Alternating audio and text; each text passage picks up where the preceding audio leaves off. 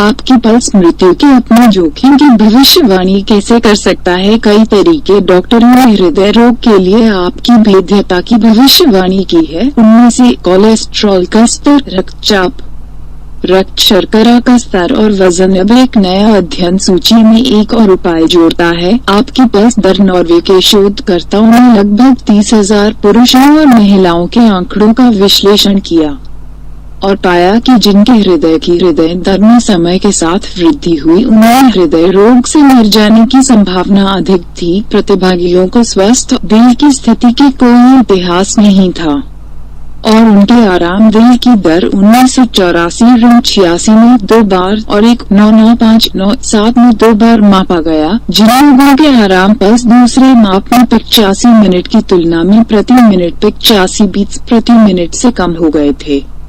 12 साल के अनुवर्ती कार्रवाई में मरने की संभावना 2 बार थी, जो कि हृदय गति के आराम वाले लोगों की तुलना 70 सेकंड नीचे थी। धड़कता है, जो लोग 70 और 85 धड़कनों प्रति मिनट के बीच नाड़ी की दर से शुरू कर चुके थे, हृदय से संबंधित मौत के खतरे में भी थे।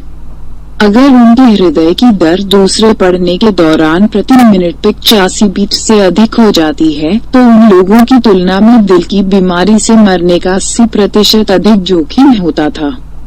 जिनके हृदय की दर स्थिर बने रहे, जिन लोगों की हृदय गति समय के साथ गिरती है, उनमें विपरीत प्रभाव पड़ता है।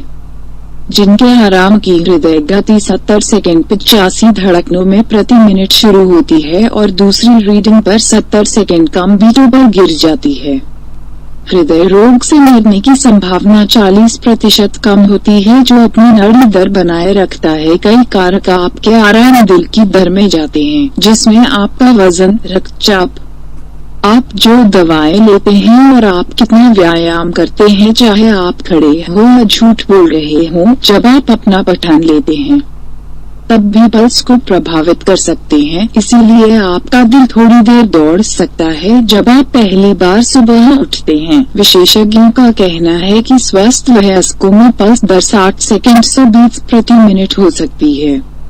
अभिजात वर्ग के एथलीटों में आमतौर पर निम्न दिल की दर होती है, जो कि उनके दिल की उच्चता के कारण प्रति मिनट लगभग 40 धड़कता है। इस अध्ययन में सबसे पहले बताया गया है कि समय के साथ हृदय गति के आराम में परिवर्तन हृदय रोग से मृत्यु के खतरे को कैसे प्रभावित कर सकता है।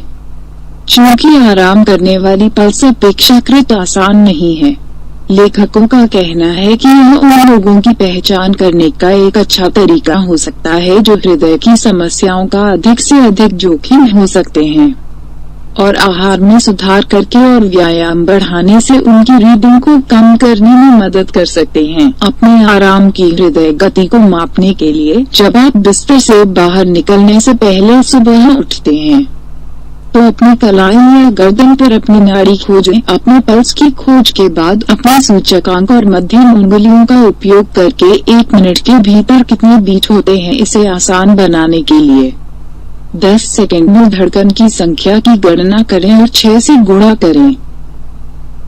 If you need more information about health and see everything on our website, we have given